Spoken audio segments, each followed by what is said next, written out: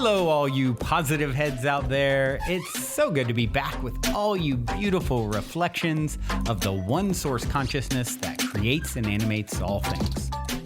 If you're new to this podcast, of course, we're super happy to have you here. And if you've been listening and enjoying for a while, I would be super grateful if you would please take a moment to give us a review on Apple Podcasts. It's one of the best and simplest ways to pay it forward and help others find the show so that they too can tap into the powerful perspectives and positive vibrations we are collectively emanating. The other unique and magical way to share this show is by sending any friends you think would benefit from listening to this podcast our Game with the Universe link at positivehead.com/game. Also listed in the show notes, which will serve them up a quote-unquote random episode when they click it. Just instruct them before clicking the link to close their eyes for a moment and sincerely ask the universe to cue up the episode that contains the insight and perspectives that they most need to hear at this point in their life journey, and then click to listen to whatever episode is synchronistically served up to them. I have heard time and time again from people about the incredible results they received playing the game. So just tell your friends magical results are guaranteed or their karma back.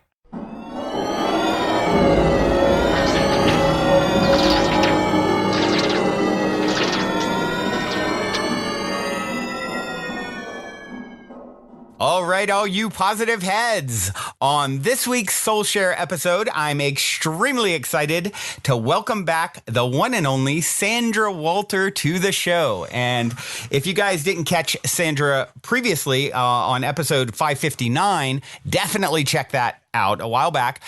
Sandra is a way shower, a gatekeeper. On the original episode 559, she discussed her primary aim of helping to facilitate the great shift in consciousness we're currently experiencing on the planet by acting as that's a tongue twister, acting as an ascension guide. Say that really fast. And today we're going to continue diving deep down that never-ending eternal rabbit hole. Super happy to have you here, Sandra. Welcome back to the show. Oh, thank you so much, brother. It's an honor. It is. It seems like it's been a minute, and we got to connect at the Conscious Media Festival down in Texas, in Austin, Texas. That was epic, and I just love spending some one-on-one time with you. And then even learning in that, these guys have all heard my crazy birthday story. Your father has my birthday, if I recall, right? So right. It explains our cosmic connection. Yes. So why don't we do this for, some of the listeners will have heard you, back, and here we are now. We're probably around episode 950. So you were episode 559 before. Like I said, I highly recommend you guys going back. And for the record, any of the archives, you can go to positivehead.com and search all the way back to episode 1. Whereas, iTunes and Spotify, some of them, they don't go all the way back to the beginning. Just FYI. Highly recommend going back and hearing Sandra's original episode. But for those who aren't aware, or maybe need a little refreshing, maybe you can give a little mini backstory about yourself as we begin our conversation. Sure. Well, for those who aren't familiar with me, this year is my 20-year anniversary, brother. How exciting is that? So 20 years of being a conduit for higher level, higher dimensional intel on Ascension and this awakening process. So I've been a channel, some people say channel, a conduit for that kind of information since 1999. So I just celebrated 20 years back in January of getting turned on in 99 and bringing in this kind of information. And over the years, I have, of course, refined my process and been able to bring in some really high-level, beautiful information on how this process unfolds and how we can walk through it with ease and grace. So now my official title, if you want to give me a title, is Ascension Guide and Interdimensional Liaison. So I'm literally just assisting people on the path of ascension because it's a challenging process. And I assist people in becoming the most brilliant, beautiful, vibrant versions of themselves through the ascension process. And specifically for those people who are experiencing other dimensional versions of themselves or contact, or what we call the embodiment process, or the resurrection frequencies or DNA activation, that's all my thing. So that's the area of specialty that I'm dealing with right now. And it's an exciting process. And we're really hitting some new collective experiences. So for me as an ascension guide to be kind of walking through this and witnessing it at the same time that I'm experiencing it along with the collective, very exciting passage for us. Yeah, and for those of you who haven't heard previously, you had such fascinating insight in the way you sort of experience and navigate your job here, living in, first off, in what is like a vortex, Mount Shasta, right? I'm assuming you're still there, which is a beautiful, beautiful, magical space in Northern California. And, basically, you're working multidimensionally regularly, like daily, correct? Correct. Yeah. When I came to Mount Shasta, and that was 7 years ago, actually 7 years ago last Friday. Wow. All these anniversaries. Oh, wow. Right? So, so I hit my thank you. I hit my 7-year mark, and Mount Shasta actually unlocked a potential for my higher trajectory as a gatekeeper. And that's dealing with the crystalline grid systems, the energy grids of the planet, some cosmic stargates, and this kind of out there experience of interacting with higher dimensional realms, beings, ETs that were assisting the ascension process. So I represent part of a huge subculture of the lightworker community that is consistently working with gateways and grid systems. And that in itself is a fascinating conversation, but it's all part of the ascension process. It's all related. So Mount Shasta is like one of the major nodes on what we call the New Earth grid system, the crystalline grid system. So it's receiving and generating energies for a whole different level of reality, a whole new experience that we're moving into as our DNA awakens and we kind of get turned on to these other dimensional realities that already exist. And then we align with them and amplify them. And then collectively, this kind of trickles out into the collective. There's a what's called a collective DNA field, the human heart grid, which all of us are connected, of course, just by creation itself and by consciousness itself. But there's a conscious intent to accelerate change that is part of the ascension window, part of the frequencies coming onto the planet and coming from Gaia herself that give us that intuition, that impulse, that push to move into love, to move into peace, to move into change, to radically change our way of being. And that's all part of the ascension process. So the people that are working with grid systems are also activating these collective fields within the human heart grid that allow for a collective DNA experience, which is what's going on right now called the embodiment process. And that in itself, like this phase is surprising even me, who's received the information on this is how this will unfold and it's going to get this, you're going to feel this way and it's going to feel that way. And a lot more people are going to go into bliss states and it might, trigger others, but just keep going. And now that is the higher and the lower self are starting to merge. Mm-hmm. So you're not getting the separation. You don't get the veil anymore. And the experience of it, for those of you who are starting to experience that further down the path, like where myself or somebody who's like what I call the high vibe tribe, the high vibe tribe is the ones who are like consistently just on it, have given up everything in order to engage with this ascension process. So we're like snowplows, just getting everything out of the way and clearing the path so that others who are coming behind us have an easier time of it. But as someone who's on the snowplow and up there up front, the experience of embodiment is like nothing I have ever experienced in this whole ascension process. And for somebody who's doing it for a while now, that's really saying something.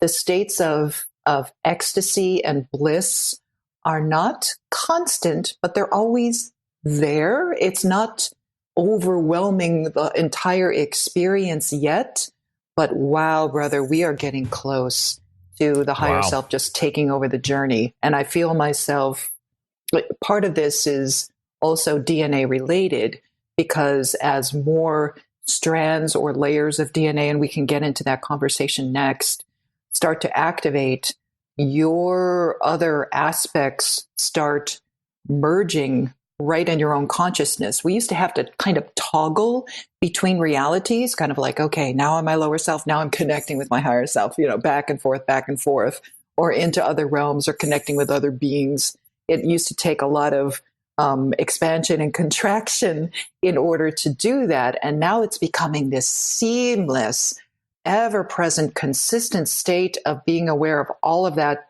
simultaneously. It's a little overwhelming at first, but you feel yourself getting smarter, able to handle more tasks, able to be more creative. And one of the most impressive things just in my own personal journey is my ability to not be affected, triggered emotionally almost at all any longer, or the way that I deal with it, like the recovery is almost instant.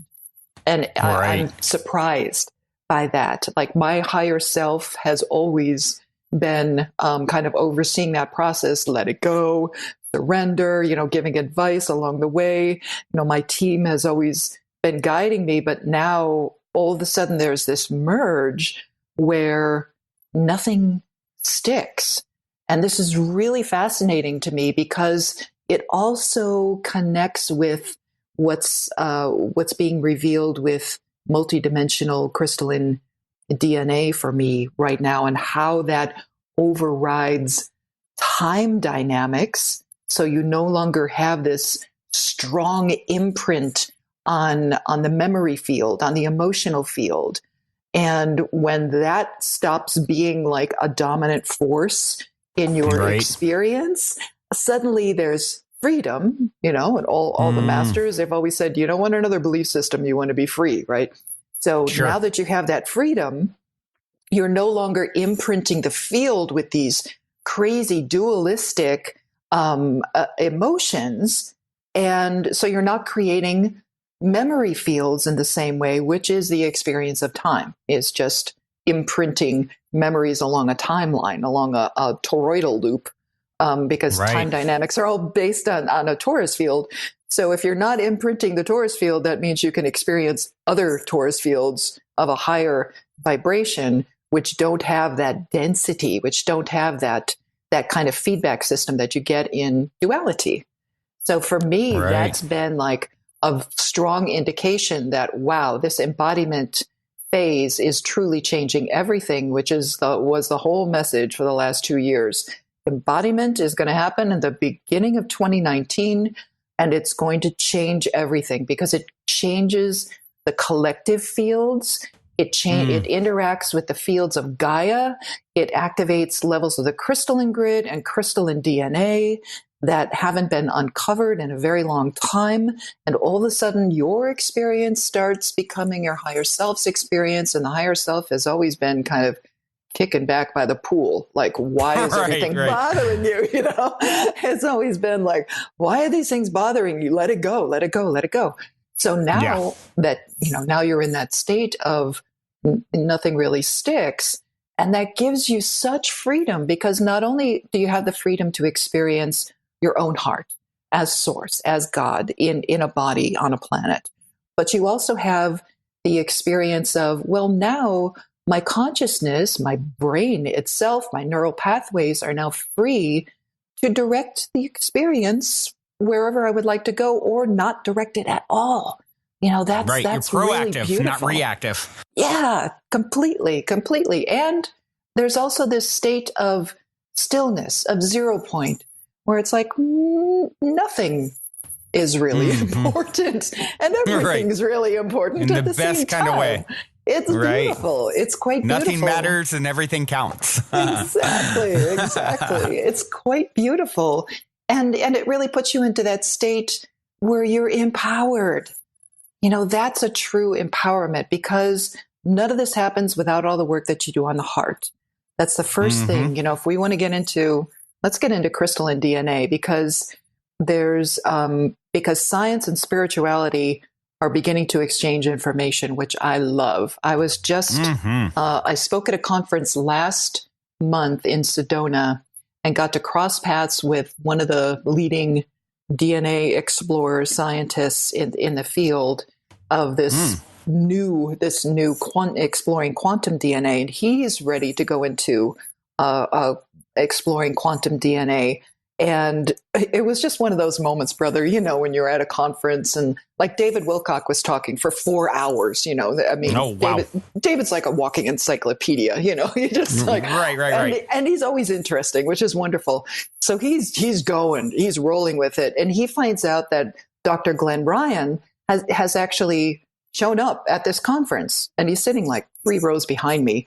And David calls Dr. Ryan out on stage just to honor him and have him talk about, the key factors in DNA activation, what really works. And he only spoke for a couple of minutes, sat back down again, got a big round of applause. And all of my fields, brother, you know how one of those things where something, like you have to talk to that person? To you? Yeah. Everything starts going off. And I was like, okay, calm down. So David's presentation ends, and Dr. Ryan is lingering. And Giselle Coy, who from the Conscious Media Festival, her and I were giving a DNA presentation literally three weeks later in Sedona, a DNA summit. And I was like, Giselle, let's go talk to the DNA guy, right? Right, of course. So we hit it, and we go up there, and like the seas part, and all of a sudden we're talking to Glenn. It was just like wonderful, and it was just one of those beautiful encounters where we just started rolling. I was asking the right questions. He was really fascinated in the information that I was bringing forth, and we knew something was going on. You're like grabbing each other's arms going, yes, and, so it was one of those conversations. And we met for coffee the next day, and he granted me 2 hours of his time, which was really beautiful. We really got into it, and we're actually going to create more talks for the collective about where science and spirituality are meeting on this topic. But it's and I really feel that that we're coming together, that these bridging conversations are starting to pick up right now in order to accelerate our understanding of both science and spirituality. So, and I feel this is a lovely side effect, pardon me, of unity consciousness itself. No more separation anywhere. Right. I'm honored to contribute to that conversation, sharing quantum DNA intel from the conduit perspective with those exploring new discoveries in the lab. So a lot of the phases that were laid out by my team, this is all multidimensional consciousness. I've never talked to a grounded scientist nor studied any of this, and everything that we were laying out, I was, we're drawing geeky diagrams of toroidal fields interacting. And I was like, and this is how they showed me how the multidimensional DNA connects and everything. Wow. And he's like, yes. And it needs this. And I'm like, but the first thing, and this is, so my team had laid out 3 phases for activating crystalline DNA. Pardon me. And when you say your team, who are you referring to? I'm referring to the multidimensional beings that have been with me, lifelong, but more strongly since 1999, since that activation where I started going clairaudient, claircognizant. Gotcha. Okay. So, I thought you were referring to a non-physical team. I was just clarifying. Yes, non-physical. You got to always be, I got to double check with you, Sandra. Although they have joked around and showed up in business suits sometimes in the higher realms when I was first getting started. I was like, is this a joke? That's funny. They appear to you in a business suit? That's funny. Down to business. So, that's great. So this crystalline divine DNA is our key to the experience of shifting dimensions. So it's really at the core of the Ascension process. But my team had laid out 3 phases of how you activate this bridging of densities and dimensions through the DNA. And they had always said, okay, look, DNA creates, this is how you're actually creating your experience of personal, collective, and multidimensional experiences in form. It's all through the DNA, because DNA is a photonic light receiver and generator, and it's serving as an antenna or a way to transduce spiritual information into electromagnetic form. Like, it's all done through the DNA. So it's been like a very strong part of the core of my teachings. But the baseline, like the only way this is going to work is for the heart center to get activated, and then the DNA starts to spin in these coherent toroidal formations, allowing the codes to activate and allowing this etheric rebundling that goes on. And this is something that Dr. Ryan actually saw in the lab. I was like, wow. Okay, they showed me that it's like a big tangled ball of yarn. And then when your heart center gets turned on, you create coherence. All of a sudden it starts spinning in these sacred geometric proportions to allow this higher spiritual experience in the form. He's like, that's exactly what we saw in the lab. And I was like, oh my gosh. So this is a man who spent 3 years. I should explain what Dr. Ryan is about. So this is a man who spent 3 years at heart math. Like, he's the basis of all that information on heart coherence and creating a coherent heart field. That was because of what they were seeing it do to DNA. Like, they're looking at DNA and going, wow, if you create like a coherent field with your heart, love, peace, compassion, it actually affects your DNA. It actually creates a space. Just to throw it out there real quick, Sandra, guys, way back, episode 166, I had the co-CEO of HeartMath, Deborah Rosman, on the show. So if you want to learn more about HeartMath, you can go way back in the archives and check that out. But. Yeah, beautiful. And everyone should, because it really is a key to getting in your heart center. And they have beautiful tools at HeartMath, too, to monitor that. You can actually do it, scientifically proven. So the phases of DNA activation were all sequential. So the first phase was healing and coherence. So coherence, crystalline DNA activation requires this. It requires a vibrational state of equanimity called coherence, typically called coherence. And that's that peaceful emanation of unconditional love flowing from the heart center. They can't see the torus field under a microscope, but they do see what it does to DNA. So, and this is something that in the spiritual practices, you can see it. You can literally see the field around someone's heart. And it's not just the energy field, it's a literal field around the heart center itself. And that 0 point balance around, the heart center, that's the source spark. It creates a field of energy, this spinning torus of coherent light that allows the higher self, the higher experience, to do something new through the DNA. And as we've discovered, DNA is easily damaged by EMFs, radiation, and toxins, low vibrational foods and environmental factors, but especially by our own thoughts, emotions, and actions. So when we get into heart coherence, DNA can be spontaneously healed. They saw it. Wow. They saw it happen. Spontaneously healed through heart coherence. Wow. And the interesting thing with Glenn's work is, I'm going to call him by his first name now that we're buddies. So the interesting, I'm on the inside track. I know, totally. But I can't wait to talk to him again too. He's been in China for like 3 weeks. But yeah, I want to reach out and see about maybe getting him on the show at some point. You got me intrigued. Yeah, we're totally pushing him into the limelight right now because, I mean, this is literally the man who taught Masaru Emoto how to use the water machine. Wow. Like he's been around.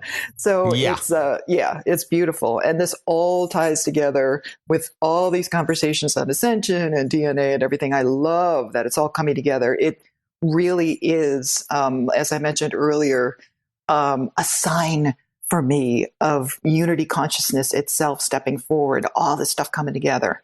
So this activation of the heart center is also a key to our ascension. So this consistent practice is being witnessed under the microscope, and it's also being witnessed by our own experience. So the healing practices, the sound, the frequencies, light, commands, your own words. Now, commands are old school mastery tool that I have always taught, as part of the mystery school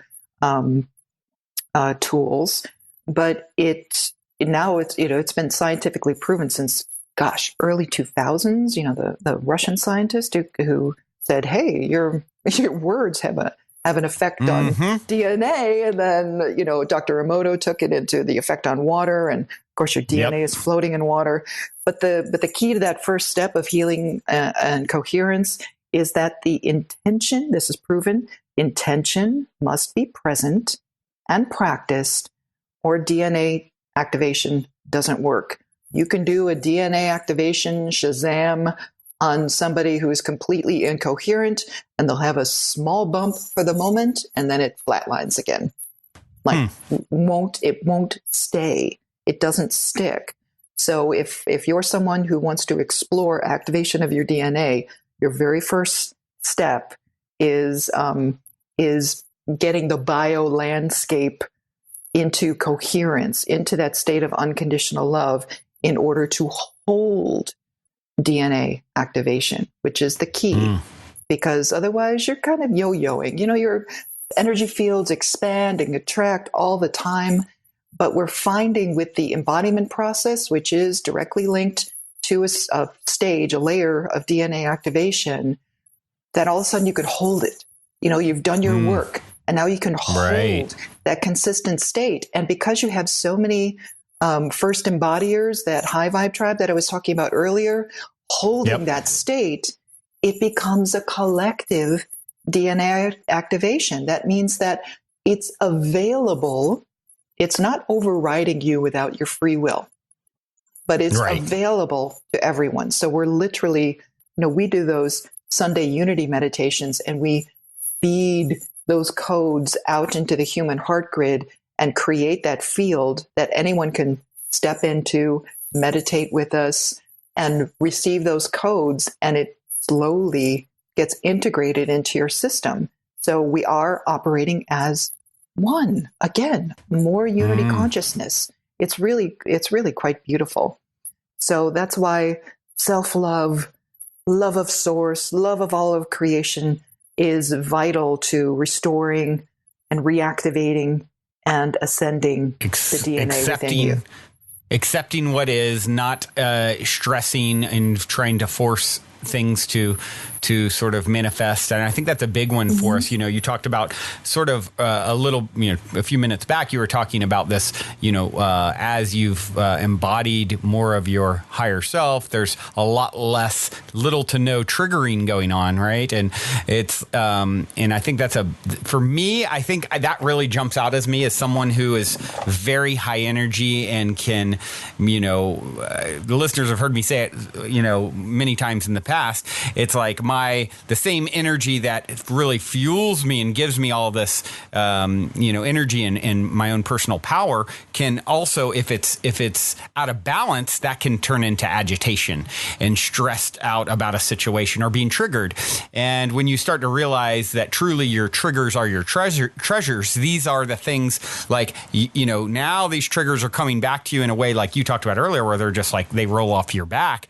And I like to think I've come so far from where I once was, but I still, for someone wired the way I am, as fiery as I am, it's particularly like a lot of work to get through and like, okay, Brandon, don't get in that anxious, overexcited state. Learn to like, this thing isn't going your way right now, and don't let that put you into, take you into a state that's incoherent. Right. And that's really what becomes the only game in town. The only thing that matters is realizing if I stay in a coherent state, peaceful, love-centered, then all of these things can happen, to my DNA, essentially, is what you're saying, that right. Can empower me and step me up into the next greatest and greatest version of myself. And if I'm thrown out and I'm incoherent and agitated and stressed and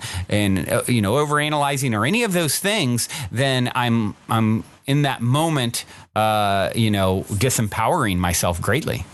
Precisely. And it's not something, you don't deny how you feel, but all of the things that we go through, it's literally those steps that we take early in the ascension process, the emotional clearing, the dealing with it, the self-correcting, the practices. I'll get into the practices that are most supportive for that state of coherence, but our meditations, our peaceful intentions, our intentions truly change as we get into.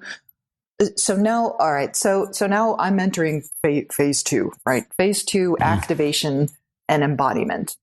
And activation, because this positive photonic light that we're moving into in the galaxy, this bombardment of this new living light. It's photonic light is living light. It's a source encoded intelligent light consciousness. And it's talking to our cells and telling us to do something new, evolve, right? It's telling us to change.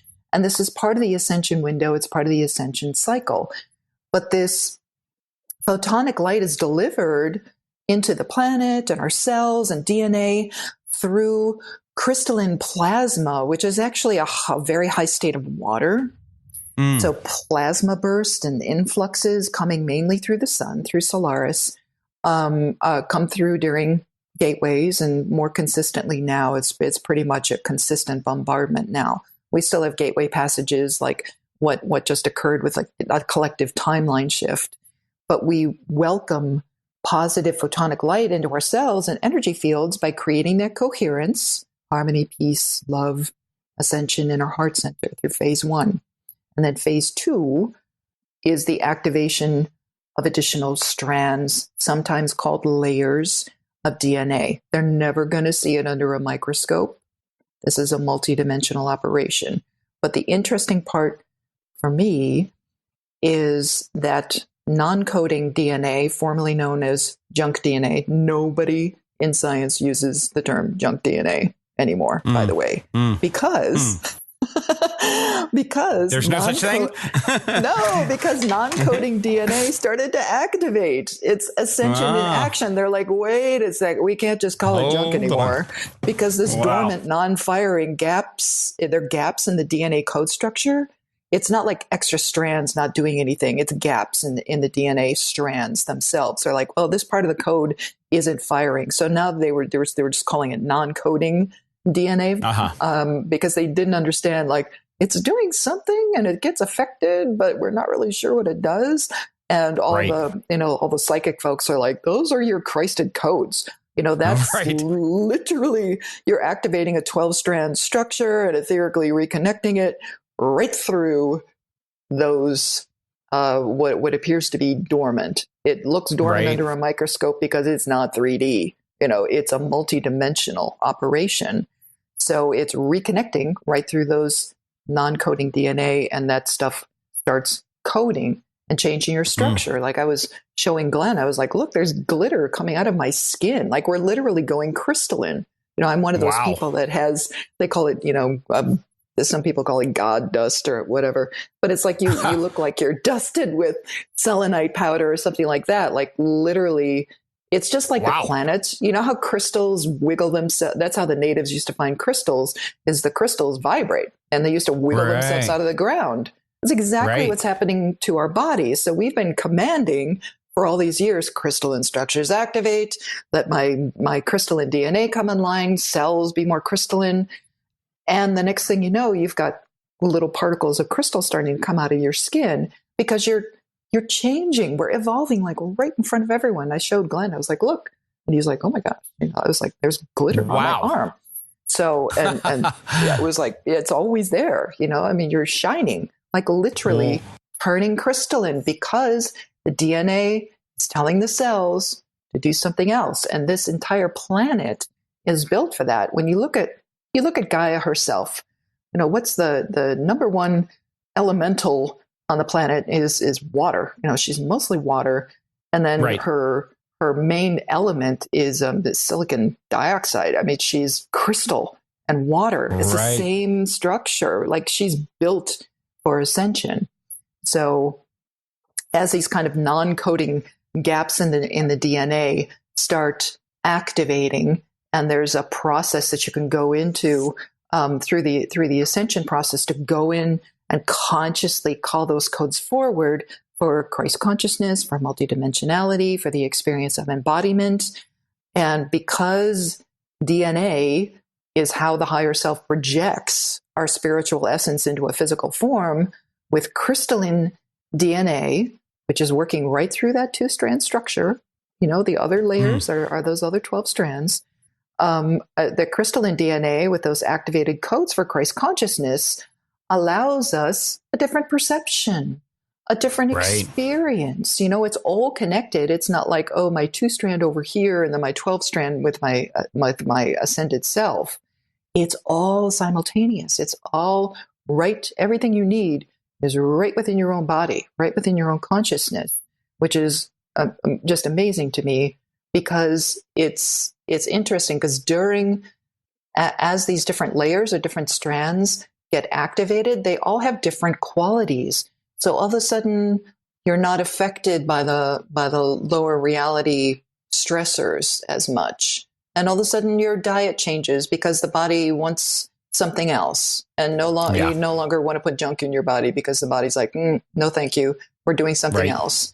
So complete dietary change, emotional change, like all of your energy fields start changing. You start not just feeling the energies, you see the glitter coming out of your skin. And then there's this mastery level that starts kicking in. If you're used to, if you've been following any kind of mastery teaching at all, they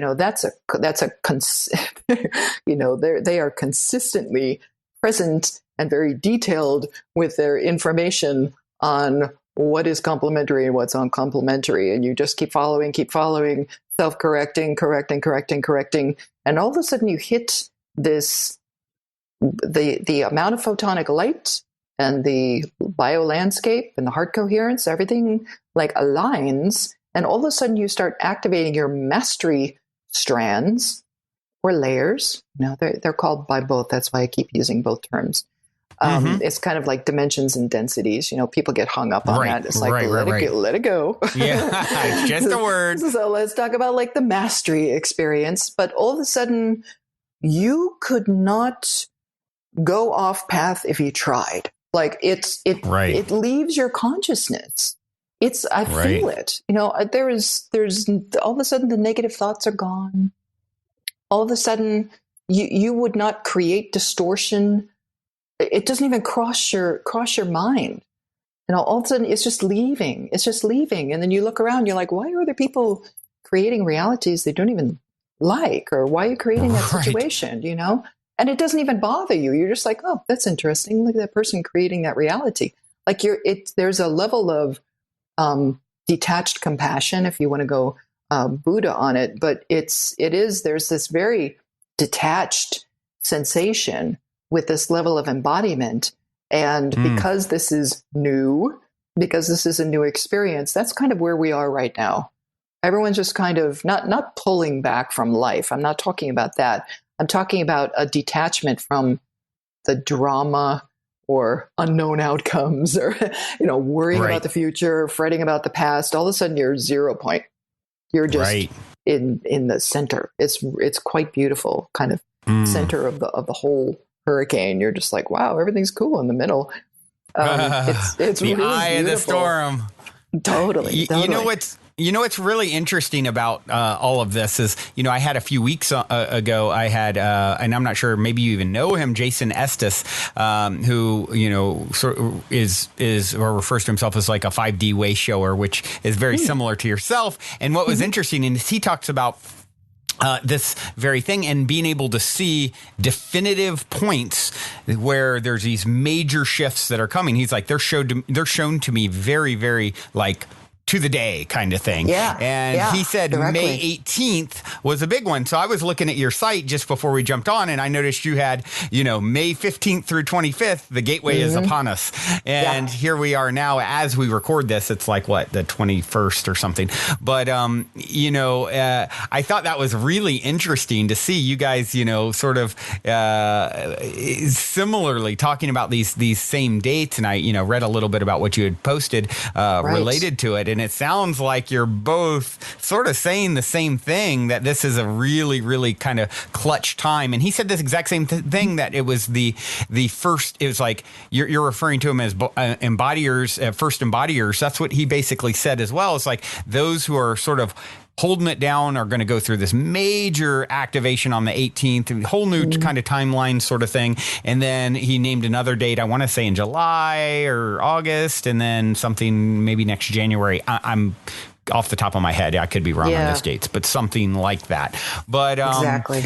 But so I thought that was really, really cool and just a very interesting. I don't know if you even know each other, but I thought it was interesting to see whenever I see two people, saying the same thing, especially as specific as that. I find it pretty interesting. Yeah, and that's been a really interesting part of this process. So that's been kind of a side effect of being in Mount Shasta too, and kind of embracing the gatekeeper role. Is all of a sudden the dates, the gateways were coming in. They were like, okay. And they would download everything in December for the whole year ahead. And they'd be like, okay, on January 12th, there's going to be 5 solar flares. And then on March, it was just like really detailed information. And for me, is it shown to you in a meditative state, just to clarify? Like is that typically, or is it come in flashes of downloads of information? Like, what is your process? Well, I meditate daily, but I spend time with my team every day too. And but the gateway process was kind of specific to December. There's this passage around the solstice at the end of December, beginning of January, where all of a sudden there'll be one day where they're like, okay, here's your gates for the next year. Like, and everything will just be laid out. And then as it gets closer to those dates, like this May gateway, they'll give more details on exactly what's going to happen with that. Can you just shine a little light for those of us who aren't having quite that experience? Like, are you sitting there having dinner and all of a sudden they're like in your third eye kind of thing? Like, I mean, are you seeing them physically? Like what, I just love to get details of how exactly your team presents themselves to you. Well, this is, and my perspective has changed quite a bit, because in the beginning, it was like aliens showing up in your bedroom kind of thing. And they're not, but they're like big sparkly fields. And it was more like eyes and a kind of a random outline of a body, sparkly field kind of thing. And then they became more and more present. And especially when I moved to Mount Shasta, then I was having like direct experiences with them on the mountain. But it's more like a blending. Like all of a sudden I'm where they are. They're not where I am. I'm where they are. And there's like, in the beginning, it was more like a meeting, like we were talking about the business thing. It was more like a meeting type thing. And then that went away. It's definitely had phases. that went away. And now there's this beautiful blend because I realized too that let's say, okay, so an oversoul has, let's say 500,000, like 300,000 to 500,000 expressions running on Gaia. So a lot of the time you're just talking to other versions of yourself. So let's say someone like Jason, who is also tasked with, hey, tell the collective that this is going to happen during this time so that we can all pay attention and focus, like gatekeepers, grid workers. We give everybody the gateway dates ahead of time so that everyone's paying attention and we can really take this on behalf of everybody else, right? Right. So your experience, like Jason would be another aspect of one of those oversouls tasked with, hey, tell all light workers what's going on, right? So I see that as like a collective oversoul operation because there's not that many of us here that are tasked with that kind of information. But it's beautiful. But there's definitely, like, when I desire to connect in that way, because in the beginning it was a little overwhelming, so I was exercising my free will choice a lot more and saying, could y'all just step aside, I'm dealing with like a lot of stuff. Well, now I don't have to deal with as much emotionally as I used to because my process has accelerated. So now there's this beautiful kind of ever-present, consistent interaction. And I also have a much different perspective on contact itself, like actually seeing all of those beings, other realms, masters, and everything as one big function of ascension, just like all part of this same thing. So that there's, again, no separation. We used to label everything, good, bad, Pleiadian, Arcturian, master, whatever. And now to me, all those lines are just being erased. I'm just like, you know what? It's all just, it becomes like, and I feel that's a side effect of the DNA too, because the more strands, layers you get activated, the more unification there is. And you see, it's not Sandra trying to connect with, the head Pleiadian or whatever. It's not like that at all anymore. It's kind of a seamless question and answer, or sometimes, how about we do this? I've noticed in the last 7 years that they joked like 4 years ago, they're like, you're about to get a promotion and go into like being a master gatekeeper. I was like, I don't even know what that means. They're like, you're going to put your hands up and M flares will happen. And I was like, what? Just crazy things, I was just, and it's been, and it's all documented now too. Like that whole phase that I went through, I was like, wow, this is really getting interesting, because you become, we get woven back into the cosmic consciousness, the cosmic fabric. So you are one with the sun. You're one with Gaia. You can, I even wrote an article a couple months ago. I'm like, we are the solar flash. This is, it's up to us. It's up to us to merge with that level of consciousness and go, okay, we're ready. Let it come forth. And I've noticed too in our mastery, you kind of tap into that monitoring system that is keeping an eye on where everybody is and what we can handle. So as somebody who's about to speak at Dimensions of Disclosure in a couple months with with Corey, who's been talking about sphere being alliance, and as somebody who has spheres literally in my Gatekeeper crystals, it's all part of the same thing. We've been talking about that since 2008, that there was this huge galactic monitoring system, and that our aspects of our other selves were out there and monitoring the energies. We weren't going to get anything we couldn't handle, and that there wasn't going to be this big, explosion at the end of 2012, that everything was going to be monitored, and we were going to be given what we could handle as we could handle it. And that for, this embodiment process nobody was going to be robbed of their mastery. You're going to be able to go through the embodiment process and that the solar flash technically was already unfolding, and that we were going to be able to experience it and bring it into our experience as masters. We're going to be able to do that, but it requires unity. That was the big thing, is like, you guys are going to have to get together. You're going to have to learn what's going on and have that perspective and merge with that mastery realm that you've been treating as like, the ascended master realm. You're going to have to merge with that because it's actually you. It's actually higher versions of yourself, those of us who are connected to that, and you're going to call it forth.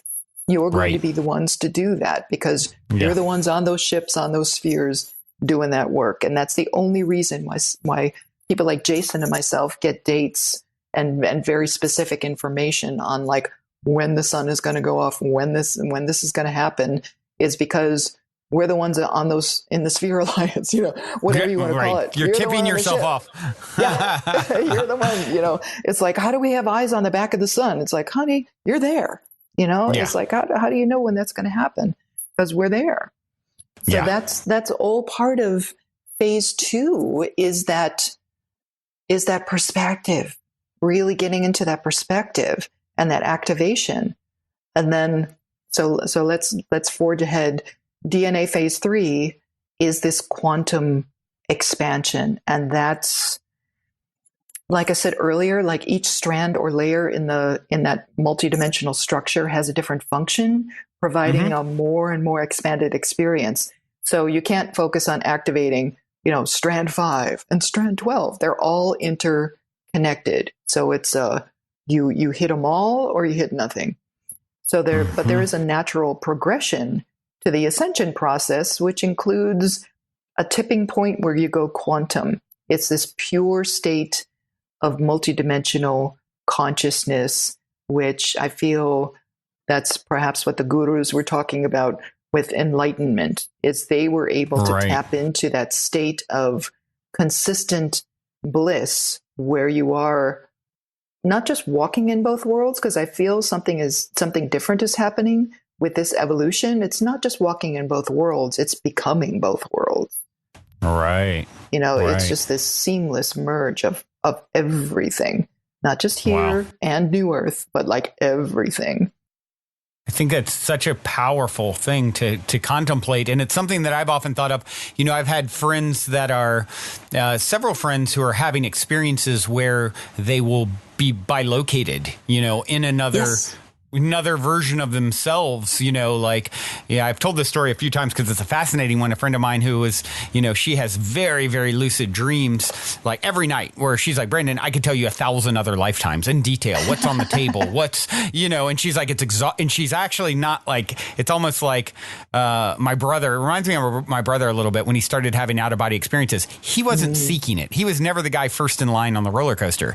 I'm the one like over there meditating, like trying to make it happen, and then he's like doesn't want it, and it's happening to him. And she kind of reminds me of that, and she's like, it's almost exhausting to recall all this stuff for me. She says, she goes, I just want some like something to be consistent almost. It's like the ground will change as I'm walking sometimes, or sitting at a piano and all of a sudden it triggers another life at a piano where I'm playing and crying because my husband left in the 1800s. And then she's able to play it in this timeline, even though she doesn't know the piano or hadn't learned it in this timeline. And that's just like mind blowing that people are having, and I have multiple people who are having those sorts of experiences where they're in both places simultaneously. So it brings up a question to me for you, something that I've thought of, even forget about even what we would call past, linearly past or future lives and seeing those,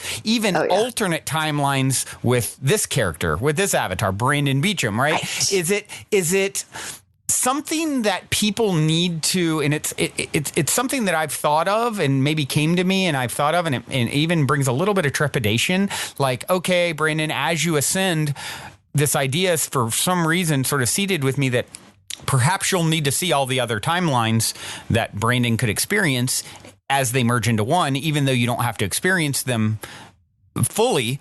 Is that a part of the process? And I don't even know where I picked that up as just something that I've contemplated. So let's say there's the me that, you know, I don't know, at some point gets in a car wreck. And then I kind of like see and feel that experience, even though it like I merge with it, but I don't fully. It doesn't happen to me this time, but I sort of have to glimpse it. Is that something? And I might even, I've seen this, I feel like actually in a show once upon a time, and maybe that's where I originally got the idea or thought, like, you know, that perhaps we would, as we see these other timelines, we've got to like integrate them to some degree. Is that something that you view as necessary? Well, all right. So 2 observations on this topic. The first thing is, I threw a lot at you. I threw like multiple things at you there. So you can unpack all that. I love it. I love this conversation. Thank you. So, well, the first thing is, I feel that the obsession with the whole past life, future life thing was kind of a side effect of the New Age phase. Sure. You know, and I feel that we are closing out that phase completely because so many brand new things are happening. So the whole obsession with who was I, where am I, in a different reality, in a different star system, like all that stuff, it's still a side effect of the separation and like the anxiety that comes with that and the searching and the learning, you know, the reunification. Sure. But here's the interesting thing, and I want to make a cool point about quantum DNA. So and quantum in this conversation is not like the tiniest thing. I mean, quantum in the multidimensional self, just for the purposes of this conversation. Gotcha. But quantum DNA, our DNA is an aspect of living library. Like Gaia has all your records. You know, she's got everything that you've ever been. But our DNA actually is an Akashic record of itself, of everything you have ever been from first separation until now. That includes other star systems, other lifetimes, future possibilities, parallel realities.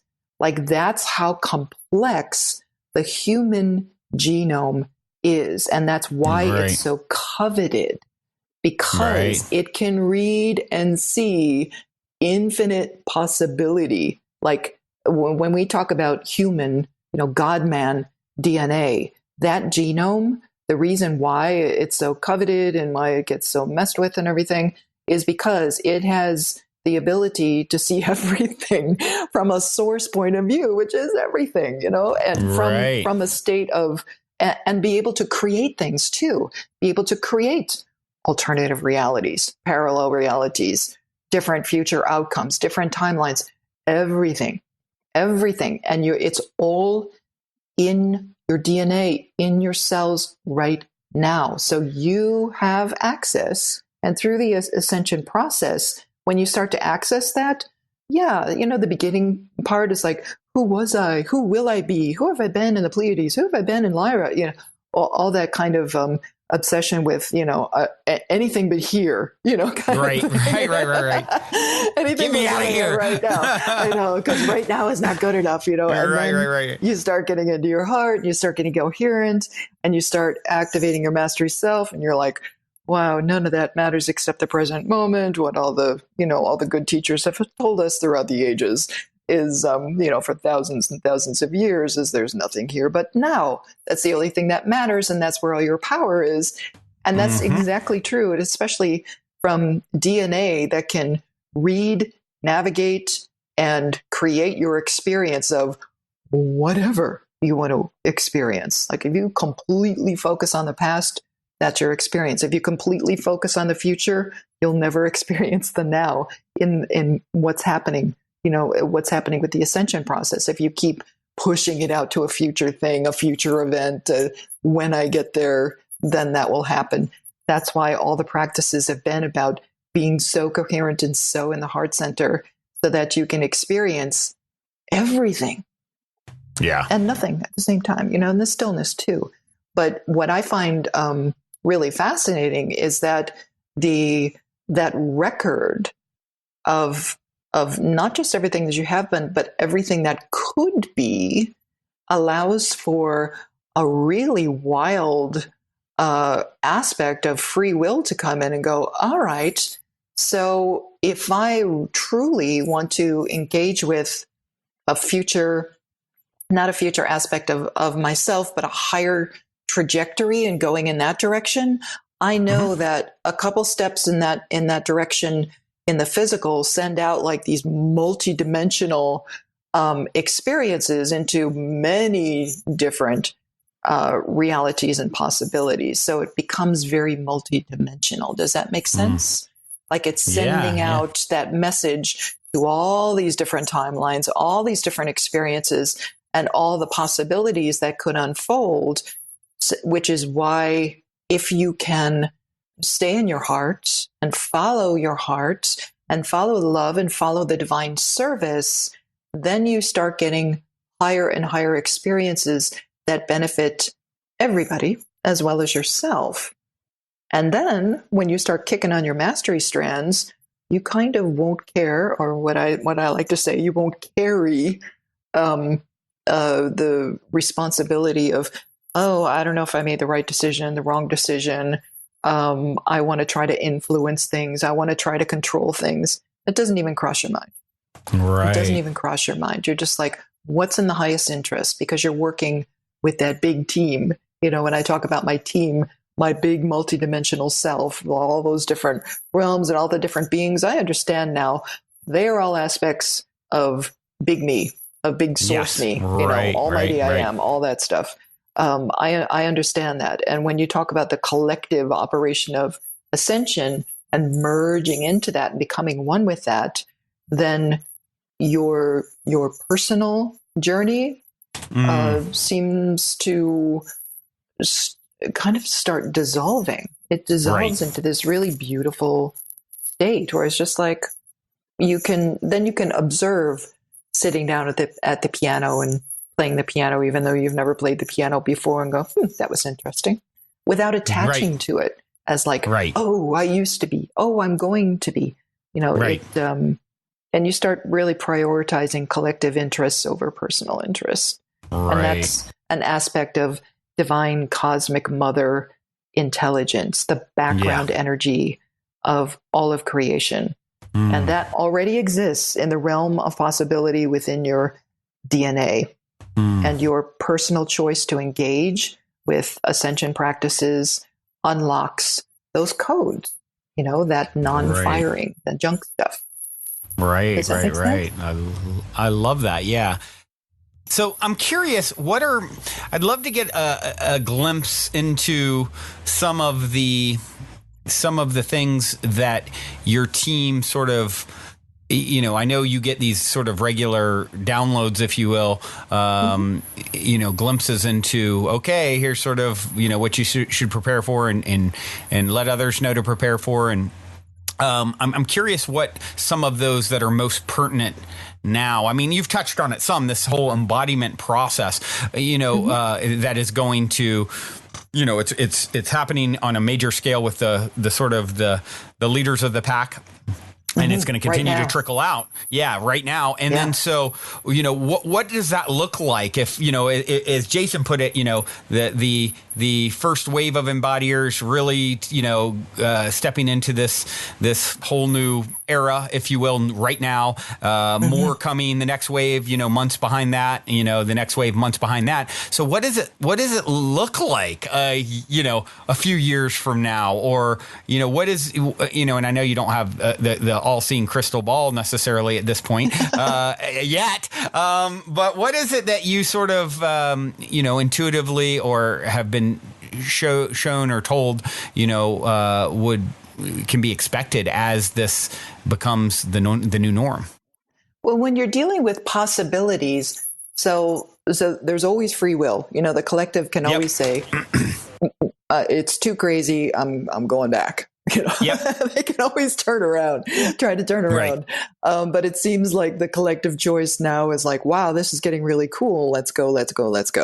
And it's all about unity. It's all about co-creation. And people are getting much more willing to go into that because of this activation, because they're seeing the effect on those way showers that are just a few steps ahead on the path. So I feel that's going to make a big impact, is like people are actually going to witness watching people change right in front of them. Right. Which is incredible, because it's always been, I mean, I end all my newsletters, let us show humanity what is possible with Ascension. Yes. For good reason, because it is a demonstration. It has to be demonstrated in order for a lot of people to go, oh, that's what you're talking about. You see it, and it makes it way more possible and plausible. Impactful. Yep. Yes, much stronger impact.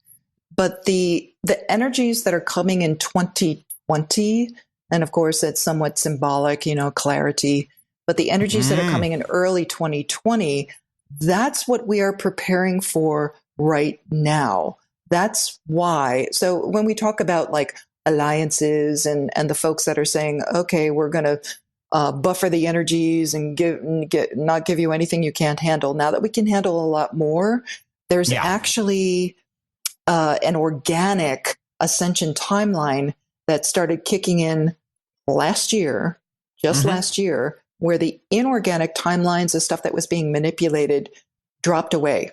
So all of a sudden your experience gets much stranger.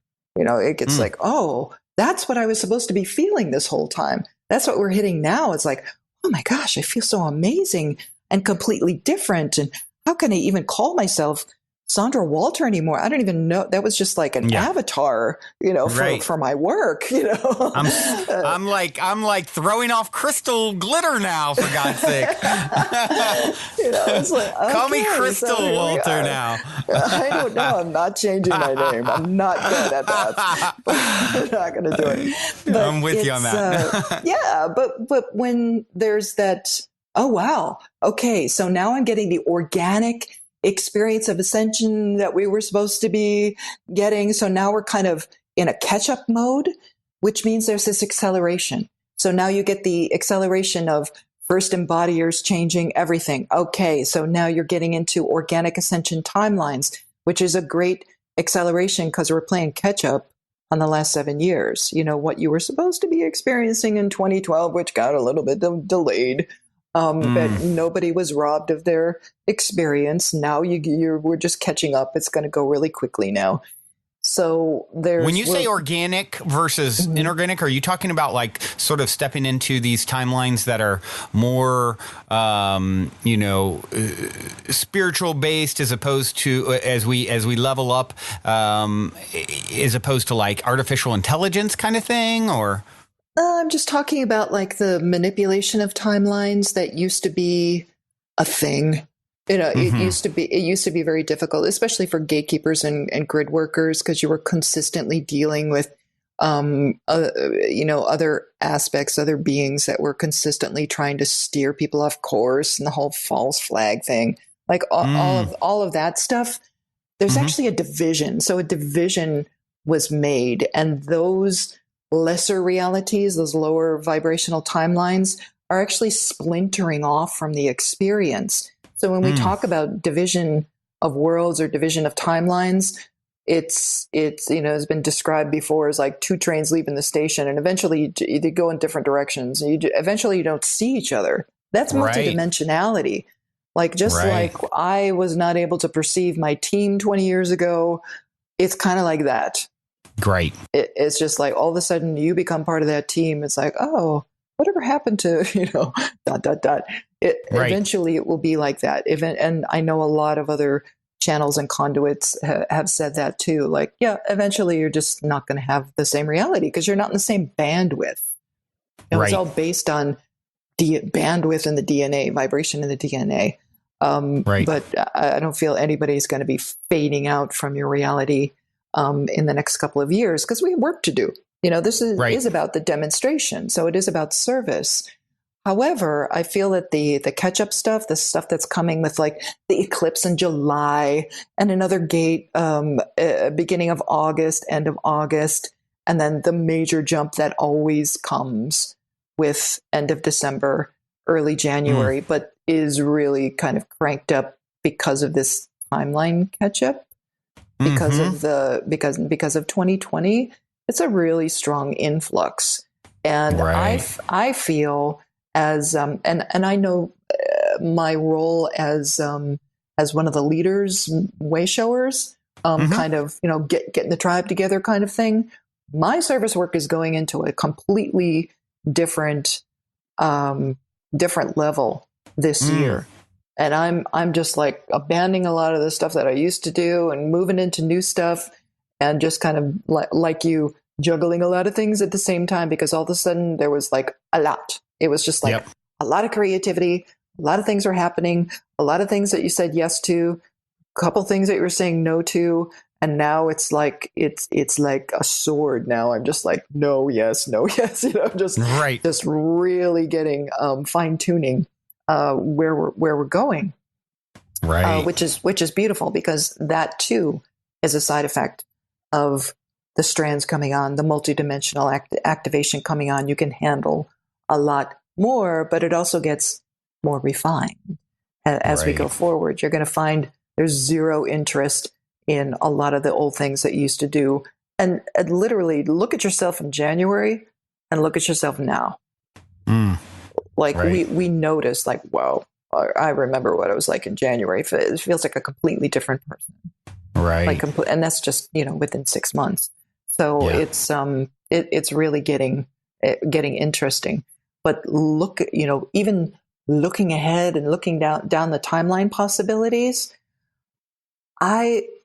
when I look at what the high vibe tribe, and it's not about separation. I don't want anyone to think this is about separation. It's just an experience, a temporary separation of experience, just because, again, you're the snowplow, right? You're going to go and demonstrate, wow, you can have a completely different experience, and it's going to be awesome.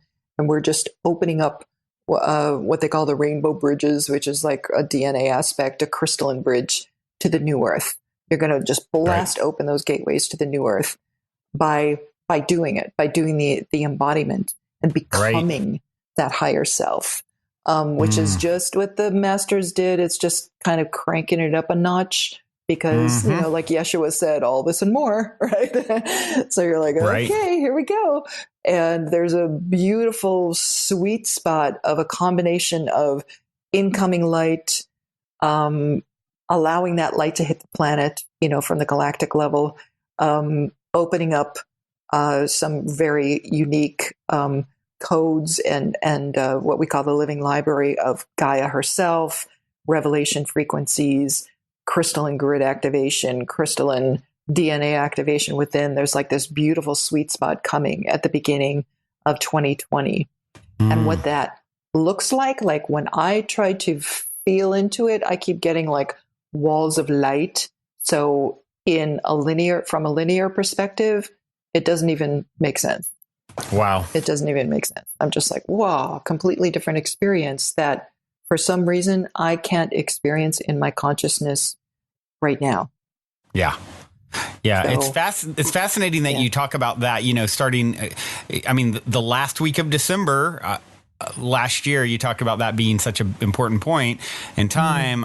For me, I got this whole download of what to do in this year, which, started with me visiting this property on January 1st, which now has led, here we are 6 months later as of the time of recording this, and to go out and demonstrate into the world on a whole nother level. I'm doing this new show, Optimistic, which is, video production in the property with a live audience and all the listeners getting to come and co-create and be on the show and have a retreat experience and demonstrating that to the world. Like, hey, here's how you create a completely magical vortex, calling the place the Mystic Manor. And it's like, let's put it on display on a whole nother level. Let's upgrade it. And so it's interesting to hear you kind of talk about it and then the timelines associated with it, because that's, when you said, think back to January, I'm like, oh my gosh, like I'm on this whole different trajectory that, Christmas Day I wasn't on. By the 30th or 31st, I had this whole download of an idea. By the 1st, it's like completely coming into possibility strongly. And here we are 6 months later where, I move into this place next month and start shooting this new show. And, and it's going to be so public behind the scenes where everyone gets glimpses into the Mystic Manor and, let's show people how it's being done. And so I feel that like fully and resonate with it so much in my own life. Yeah. And I love that project because it is new. Nobody's done that before. Right. I mean, it's brand new. It's just that kind of thing where it's just like that between the co-creation aspect and everything has to be interesting for the high vibe tribe, like appealing to the highest common denominator is the thing. The thing. Like appeal to the high vibe common denominator instead of the lowest common denominator. Right. Right. And if you go there, then it's and you're not even, I love it too, because I can feel like you're not really concerned if it's going to succeed or fail or how long it's going to last. Like, I just want to do it.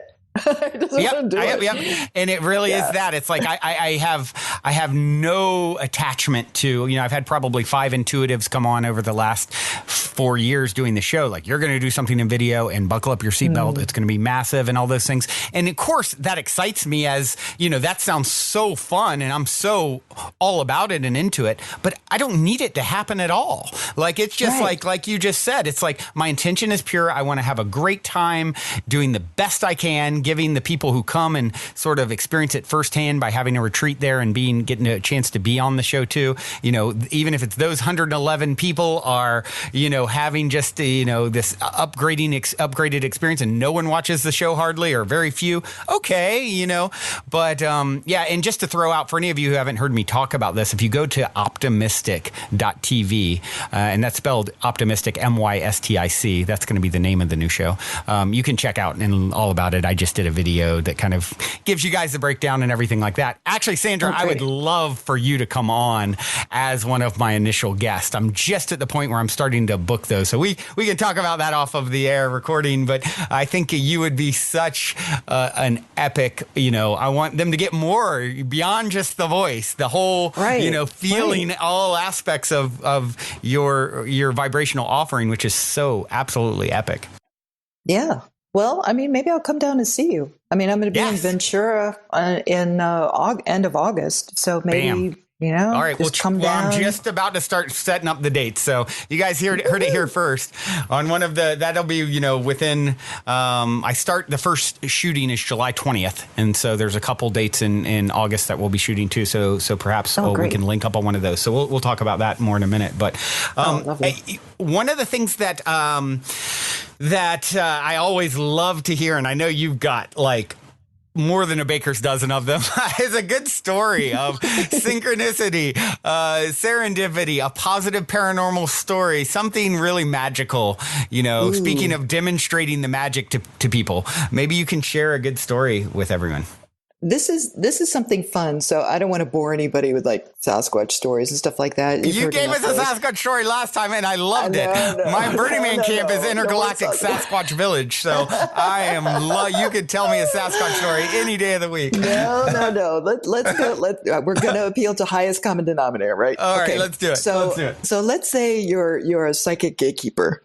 All right. Okay. And I went, so last month I had 3 events in Sedona. So I was staying there all month long. And Sedona is usually, if you're like, I'm a gatekeeper for Mount Shasta. And when I step out of the field of Mount Shasta, I kind of carry her with me.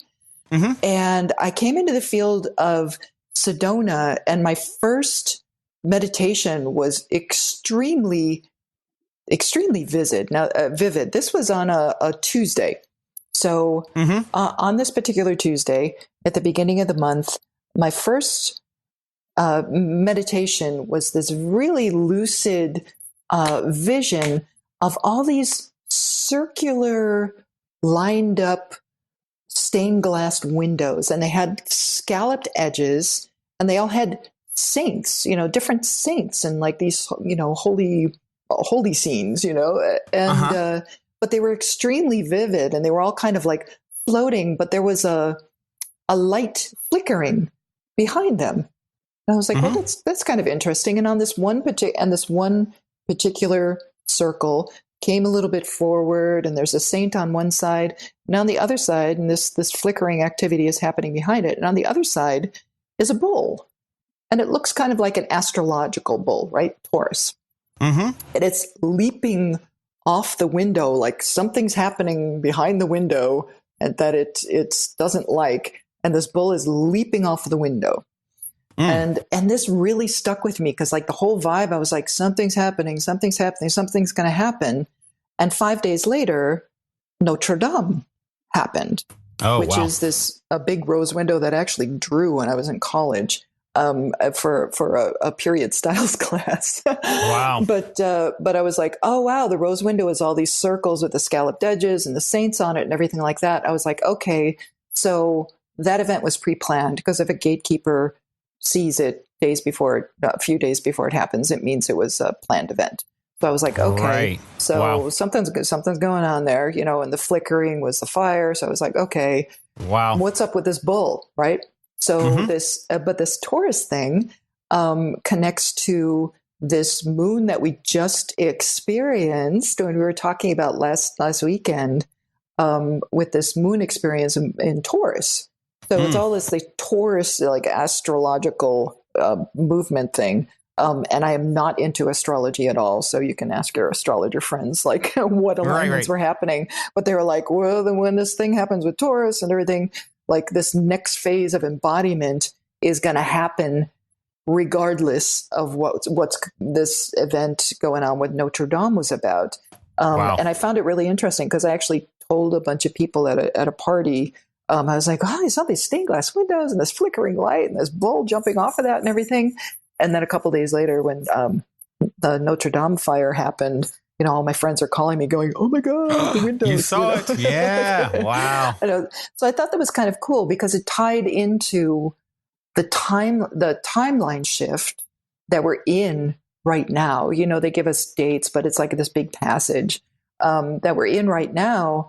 And the opening of a cosmic Stargate as well, because when they're showing like some of the members of my team have Pleiadian aspects and they're really into astrology. Like they align things with like things that are happening, like astrological events.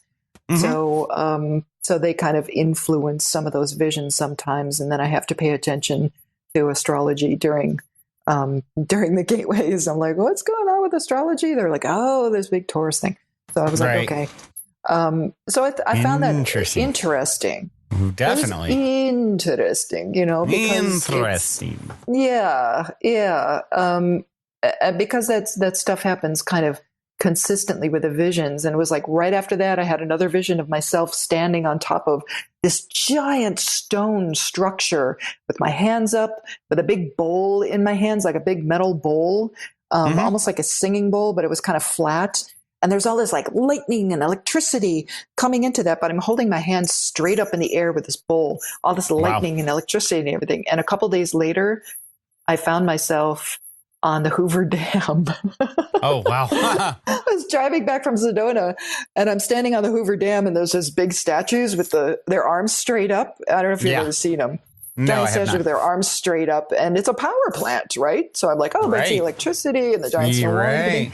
So it's kind of, it gets interesting. That's kind of like very cool. These fun little visions, that present every once in a while where you're like, oh, that's what's going on. Okay. Right. It's so cool how the, visions like that will be sort of symbolically laid out. And it really is like, I think the more you do it, the better you get at it, the better you get at interpreting these sorts of things and connecting the dots, the more things appear for you to connect. It's like it's like this pattern recognition thing, which is sort of what makes us, so unique as human beings. And I think it's just that whole thing just is with synchronicity and all of, even having dreams or visions or any of that. It's just like decoding and then seeing how all the dots connect.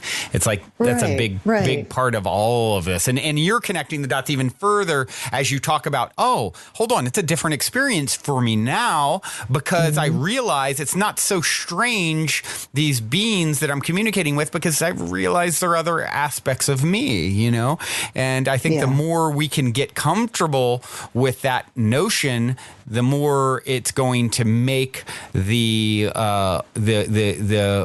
weirdness that ensues less weird and more like, and not less jarring, and more like, okay, whatever is appearing here is some aspect of self, and it's happening. It's not appearing by mistake. So how do I tune into this part of self? Right. And even the terms that we use, it's just another aspect of me. That's not a personal me. That's like self me, source as self me, like the big thing. It's not like, oh, the higher aspect of Sandra is Yeshua or whatever. It's not like that. Like your perspective changes completely. It's like, oh, it's just another aspect of self. Like everything is, even the planet, even the plants. It's all an aspect of self, at the highest of levels. But I really feel that there's a lot of healing in that perspective, and a lot of healing happening through this embodiment process, because when you have that perspective and when you really start to feel it, not just a concept or a catchphrase or something you read in a spiritual text, when you really have that experience, it creates fields of healing on a quantum level that get people out of separation faster. So the whole thing accelerates. A few people start having that perspective. It used to be a few guys meditating in caves or whatever. Now it's happening in this widespread thing with all the modern day life going on at the same time. And it's beautiful because you're not toggling in between. If I'm working on my taxes or whatever, I'm still my higher self. I'm not like setting that aside, and picking up the paperwork or whatever. It's consistent. It's quite beautiful. Hey, let's, can I just touch on like a few things that your tribe can use for DNA activation? Yeah, I'd love that. So, because we always, we honor our natural progress as we ascend and activate DNA. So the whole torus fields and the expansion and the contraction, like a balloon, it's easing you into higher consciousness. So if people are like, oh, I'm reaching for the stars, and then I come back down. I had it for that moment, and then I came back down. You're constantly expanding and contracting like a balloon. It's just, you keep making the balloon a little bit bigger when it goes into expansion, opening up the field so that it can become bigger and bigger and bigger, right? So eventually you stop the going way out there and coming all the way back, and you start lingering on the expanded edge of the balloon. But you follow the ascension process step by step to assist all the mental and the emotional and the physical levels to stay balanced and centered. Because when this ascension process, say 20, 30 years ago, people used to get really spun out. They would, just really launch themselves into expansion, and then the next thing you know, they're not coming back. Right. Like we didn't have the collective field or enough photonic light on the planet, or the grids were not activated yet to hold that kind of vibration in a balanced, centered state. And now we do. So collectively, we can really like go for it now. But here's a few proven methods for DNA activation. The first one, of course, is that heart coherence, choosing, intending.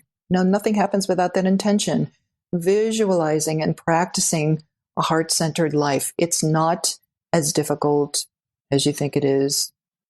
Love is truly all that is. If you direct your heart to emanate love, you direct your actions and your thoughts, you will entrain your path to follow that higher trajectory, that higher reality of divine love and divine neutrality.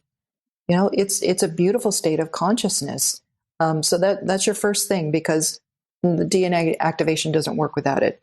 So that's your first task, is like, okay, I really want to choose this from the heart, not on a mental level, drop the elevator down to the heart and really make that choice within, because ascension, of course, always begins with the choice to ascend, because it's difficult. Right. It's not easy in these energies.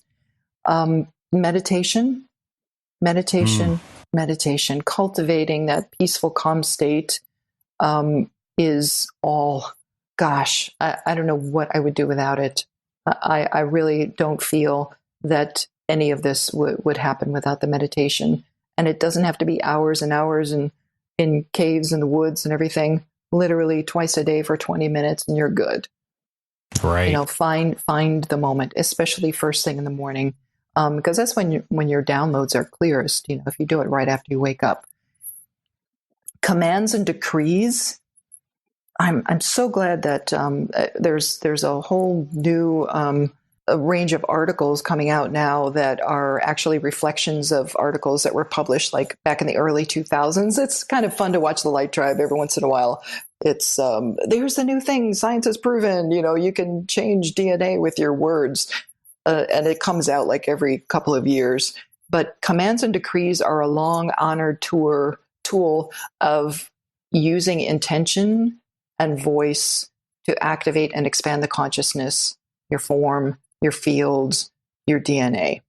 It works. That's the only reason why it was part of the mystery schools, is because it actually imprinted your DNA if you say it aloud.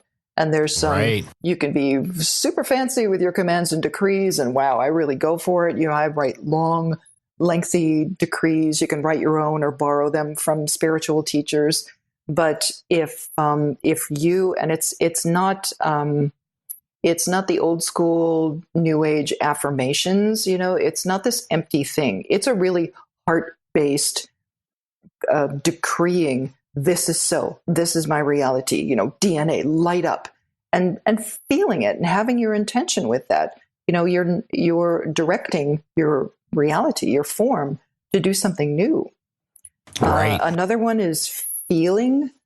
So going from the feeling state of genuine forgiveness, genuine gratitude, genuine non-judgment, divine neutrality has been something that I've taught since the beginning of this process, but that pure intention of staying in a trialistic state, which is not going either way, not going too far north, too far south, too far east, too far west. You know, you're staying in the middle of, you know, you care, but you don't carry, that kind of thing. That authentic desire to be of service to others. Now, it's one thing to say, oh, I think I'll step into service because that way I'll ascend. It really has to come from the heart. It really has to come from the heart, because it is the most challenging thing to do in the state of the planet right now, is to really be of service to others, because there's so many influences. I mean, it's tipping now.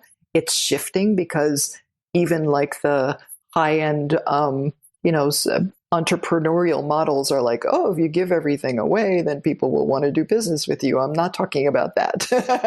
I'm talking about like a genuine desire to serve others. You really have to care about people.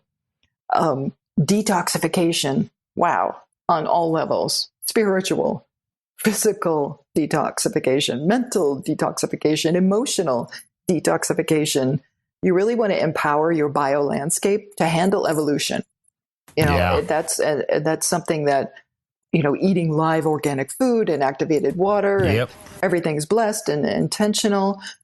And like I said earlier, when you feel your DNA kicking on, all of a sudden your body you'll be one of those people like myself, standing in the grocery aisle going, I don't want any of this. Like, like, what now? You know, and it's just you start, you know, integrating the really high vibe, nutrient dense foods in order to support, and eventually, you know, you won't need the food at all. but we're not there yet. You know, some people have tried that and have failed miserably. So let's just do it collectively. Right. We're not ready to all be breatharians yet, perhaps. Let's just walk through it together, you know, and you know, but for me, that's been a big one. That's been a big one. I've changed. Yeah, I went from, you know, eating a lot of crappy foods in my life to now. I mean, I started, I'm not sure if you're familiar with Purium, but, you know, and they sponsored the show, or I aligned with Purium as a sponsor of the show a year plus ago. And it's been awesome. I mean, I've had 2 Purium shakes today. I'm like, I crave it so much. And it's just, of course, you know, it's very high vibe. I mean, you talk about intention. know the owner, both of them. And, you know, I've seen one of them, you know, Dave cry talking about healing the planet with superfoods, and he lives in a converted barn. You know, he has this huge company, and he lives in a converted barn in the middle of nowhere. He doesn't care about Ferraris or fancy houses, or he cries talking about healing the planet with superfood. And you have this food that's been dehydrated at room temperature, all organic, you know, tested to the molecular level. And, you know, I started about a year ago, and I found it really an easy way. Obviously, nothing beats having whole, fresh vegetables or what have you, but it's the closest, easiest way when you have these, you know, these shakes and powders and things that have been, you know, dehydrated with no heat and, you know, all so high vibe in their creation and no biohazards within 100 miles of the farms and all that stuff. And that's been huge for me. I mean, like I said, I've had 2 of them today, and I have so much good energy, and I crave that nutrition now, where I used to walk into the health food store a decade ago, and it made me nauseous to smell it. Now I walk in, I walk in, I'm like, oh, this place smells like heaven. You change your DNA. You change. Yeah. It's crazy how it changes. I would have never thought, you know, I grew up in Virginia on, you know, having, you know, fried chicken and Pop-Tarts for breakfast. Like, you know, it's interesting to see people out there who think that, you know, never for me. I could never give up whatever my crappy diet is. It's like, no, you actually reprogram yourself. So you start craving. A great way to just even test this, guys, that I found is, you know, they say to have a couple glasses of water right when you wake up in the morning is a wonderful thing to do, right? Well, if you notice, a lot of times, a lot of you guys out there are probably having hardly any water throughout the day. So I challenge you tomorrow, get up, have a couple big glasses of water, and watch all of a sudden your body at the end of having all that water, you'll be thirsty still, because all of a sudden you're like craving more of it. Like, it's very interesting. So the same thing kind of I found happens with food, healthier food over time, all of a sudden it's like, oh, I just got a taste of that. My body got a taste of it. Now it's asking me for more, you know? So it's just a really interesting process that I've went through and witnessed firsthand. Yeah. And the kind of migration to the high vibe stuff. And even like, for me, I've been a consistent faster. So doing water fasts and, juice fasts at first and then water fasts. And I have boundless energies during a fast. And I'm just like, they say it's the best thing you can do for yourself, basically. Now it truly is. It's like you get the body doesn't have to focus on, you know, processing and detoxifying whatever it is you're putting in your mouth. And all of a sudden it starts cleaning house and activating stuff and resting, getting to rest. Your finally, cells are regenerating and your DNA is getting turned on. And it's everybody, please try it at least once. You know, do like a 3-day fast, or if you've never done it before, 1 day. Yeah, I've done like 36 hours. And one of the reasons, the only reason I haven't done 3 or 5 days yet is because of worried about because they say the first few days you can have a, you know, drop in energy and it can be difficult. And then you get all this boundless energy and everything.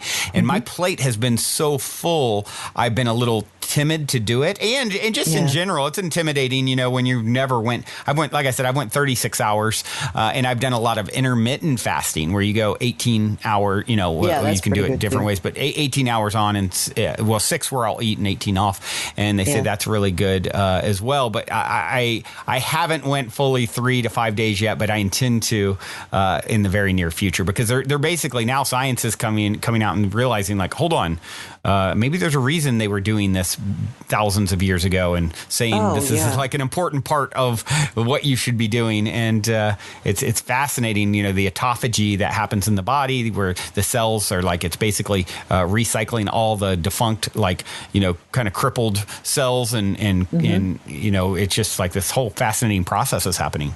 Well, even what happens with your third eye. I mean, I'm like, wow, I really want the cosmic download. I got to go 3 days, just water. Wow. And all of a sudden, I am in a completely different state of consciousness, and not like weirded out or floaty or anything like that. Like I am so clear. I see everything. It's like incredible. So I do that consistently. Wow. So I'm like, if you want the download, okay. It's just like all, thoughts and everyone was like, fast for 3 days and then you can talk to me. It was like, okay. Interesting. And it's because it does things to your glands. All your chakras are associated with the glands. So it does things to your glands when you get all the other stuff out of the way and your body can start behaving in the way that it's designed to. It's really quite incredible. So I encourage everyone to do the detoxification. Okay, next point. Cool. Nature. Yes. So sunlight, important for this whole DNA activation and receiving photonic light. Earthing, bare feet on the ground, getting in natural bodies of water is really helpful. If you're one of those people who's experiencing like your body vibrating all over, or you're feeling anxiety because your fields are getting like too, not too expanded, but you're feeling your vibration getting very high sometimes. And sometimes it can trigger anxiety because you're like, oh my gosh, I'm going to vibrate out of my body. Get yourself in or near natural bodies of water, stick your feet in a stream, get by the ocean, jump in a river, jump in a lake, something like that. It really, truly helps. And if you don't have access to any of that, take a bath with Epsom salts or Himalayan salt or sea salt. But being in the crystalline charge, again, this is all becoming part of that whole organic process of ascension that's going on, and becoming part of that whole cosmic fabric again is being in the crystalline charge of Gaia's new grids to align your fields and your heart often. Go and sit and meditate under a tree. That's why people did it, because the tree actually provides a field of energy that looks very Taurus-like, and it'll help balance your fields. So go and lean against a tree and meditate, or just breathe, read a book, whatever. Don't bring your cell phone. Get out there and just really connect with the natural operation that's coming forth right now. Frequency. This is another item that Glenn found in the lab. Also works. He was saying specifically Gregorian chant and certain frequencies like 0.01 hertz were affecting DNA. But from the cosmic download side of it, solfeggio tones, high vibe music, vocal toning, singing to yourself, singing bowls, tuning forks, and light language with the intent to activate DNA, all work, all assist the DNA activation. And then the last thing that I want to mention is this collective DNA thing. It's wonderful to work on yourself in the privacy of your own space, but understand that the only way that this works is for us to place the last piece of this puzzle together. So collectively, the collective DNA aspect is something that's stepping forth and getting stronger this year as well. So connect with your tribe to activate and exchange codes. We just did a big crystalline convergence event in Sedona, and a lot of people were walking away. We did the an event with 144 people and then another one with about 62. And people were walking away going, I don't know what just happened to me, but wow. They could feel it. Because it's like a Sobet experience, like a transference of energy or Shaktipat kind of thing, right? Exactly. But it's actually these collective DNA fields starting to activate within Gaia herself and within the human heart grid. So when you're in that state of harmonizing with, I invite everyone to participate in the Sunday Unity meditations. We're going on 3 years now, every single Sunday, 4 times on Sunday. Wow. That field is really strong, and it's all built with the intention of assisting the ascension. So if you tap into that, if you're somewhere you're like, oh, there's nobody around or whatever, tap in on the Sunday Unity meditations. It's a multidimensional thing, tap into that field to receive. Right. And you're going to have to deal with other people. I'm sorry, Unity consciousness, but you're going to have to, step forward, volunteer, go to Brandon's retreat. Yeah, that's exactly the vision of it is that. I mean, is bringing people to that. That is, me and the amazing people that are helping to curate it is like, that is our vision is like, we want everyone to come in and let's create this vortex where you come in one way, it's a week experience. So you have a lot of time in the container and then now let's completely elevate the vibration. So you come in one way and you go out and you're like, wow, that was like the ultimate spiritual tune-up. And it's sort of like what is it, even in the Bible, it says where, more than one is gathered, I am there or something like that, right? And that's essentially what it works, right? And so that's the whole vision of the Mystic Manor and having everyone come to is not just being on the show. And that's a great part of it, but, to co-create that, but to really go deep with people who are ready. We're surrounded by you're surrounded by a lot of this energy. I'm surrounded by a lot of people in the transformational community and what have you. There's so many people out there who is new. So getting, plugged into that or getting plugged in, to the Mystic Manor, coming and staying with me and Sydney and Karis and everyone else who's helping to put that on. Or like you said, I think what you're doing is awesome because these global meditations, it's a way to start linking up from your home, right? And starting to play in these energy fields, which really aren't bound by space, time, physicality, right? Right. But I also noticed a distinct difference at the conferences. When you're in physical presence with people. Yeah. Yeah. And it didn't really matter what people were talking about.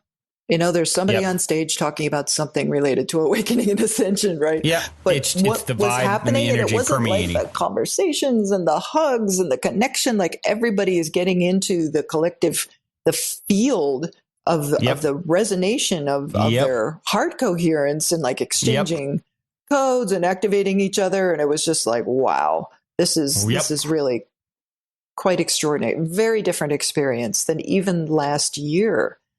Like I spoke at Cosmic Awakening a year ago, and it was completely different, a completely different vibe, completely different. I mean, I don't know if it was the same crowd or not, but I was just like, whoa, all these people just took it up a notch. Activated. Just really, quite extraordinary. It's one of the reasons I absolutely love transformational festivals. It's the same thing. You get into a container with a bunch of other activated people whose hearts are blasted open, who are aware of all of these things that we're talking about at various levels, and they're there with an open heart and mind and pure intention. And that I've had more magical experiences in those containers than, any other time in my life than sitting alone in my room or, reading a book at home. And so that's the thing that I'm most excited about the Mystic Manor for is just that. It's going to be this container where it's like, okay, magic ensue. Let's create the field collectively and see what happens. So it's and it's beautiful because then you'll be able to share it too. You'll be able to share those experiences and then everyone can learn. That's the thing is like the learning is exponential now. It's just like, wow, you learn so much when you're just sharing the experience and the yes and, it's like yes and the expansion. It's the 100th monk. It's like the 100th monkey, principle, which I'm sure you've heard of. Where of course it's it's like, for those of you who haven't, supposedly it was documented, I think in like the 70s or 60s or something. These monkeys, where one of them started learning how to, I forget. Crack a nut, or maybe it had something to do with a sweet potato. They did something where they figured out a trick to make it easier to eat. And then the other monkeys noticed it and started copying. And then next thing they know, on a whole nother island that is, remote, that was not connected, they observed, researchers observed the same thing happening. So this was somehow in the collective field of this monkey vibration, where once enough of them started doing it, it sort of spread through the collective consciousness. And we are, it's like Christopher Ryan says in one of my favorite talks, he wrote the book Sex at Dawn, and like talking about us and how we compare to, bonobos and chimps. And he's like, we're not like apes, we are apes. We're like 97% bonobo. So it's really interesting to think about it in that way. Now you're demonstrating something for someone, for another, part of the collective, and now it spreads through that demonstration, and then beyond even, people needing to see it at some level, just like the events, the gatherings. It's like, was less important what was being said on stage than what the field that was being, that was resonating in the room and causing, sort of a shift in everyone's experience. Yeah. And I think it's important to apply multidimensional consciousness and awareness to everything now, because it does go quantum. It does really open us up. If we can continue to hit that high vibe expansion as a collective and be encouraging. I'm really getting into communication and the way that we communicate as light workers, because there's a lot of strength in our unification, of course. But when the energies and when people start having a wildly different experience, and sometimes it can get judged, or we really have to watch how we talk about our tribe, our collective, the ascending tribe. And be extremely supportive of each other. Yeah. So that we don't have any more delays. As the sluggishness of that's not true, it's not possible, or whatever. It's like, we're going to show everybody what's possible. Right. And just run with it and support your brothers and sisters that are having those higher experiences and going, awesome, keep going, not like, oh, how come I'm not? Like, really just say, go for it. Show me what's Everyone's possible. on their own unique trajectory. Yeah. Everyone's on their own unique trajectory. So someone else may be having some powerful experience right now that you are not having, but 2 years from now, you could be somewhere totally different, and they're at a different phase where maybe they're not, or whatever. It's like, it's not a competition. It's like you're your own unique, emanation of source. And so, getting caught up on the comparison game is a complete waste of energy. And we're done. It's so over. Old news. Yeah. Well, this has been absolutely epic, Sandra. As always, it's been a minute, and I always look back on our last conversation as, I've had a lot of amazing people, but I just absolutely so enjoy talking to you. And you lived up to the test with your second album. You came out with another great album, so it wasn't a one-hit wonder. You're epic. And I know before, everyone really, and I've had a lot of people who've promoted their different things, at the end of, always I give people like, hey, if you have a workshop or a class or something that you're doing that you want to offer to the listeners, by all means do that. And sometimes they'll be gracious enough to give a special deal or whatever, which you did before with your Ascension Path class. And I had, there's more people like that responded to that, as many or more than almost anyone else, that I've had on. So Oh, cool. You definitely strike a chord with your authenticity and just beautiful downloads. And I know you have something new that you mentioned at the top of before we started recording, a new class that you're focused on now.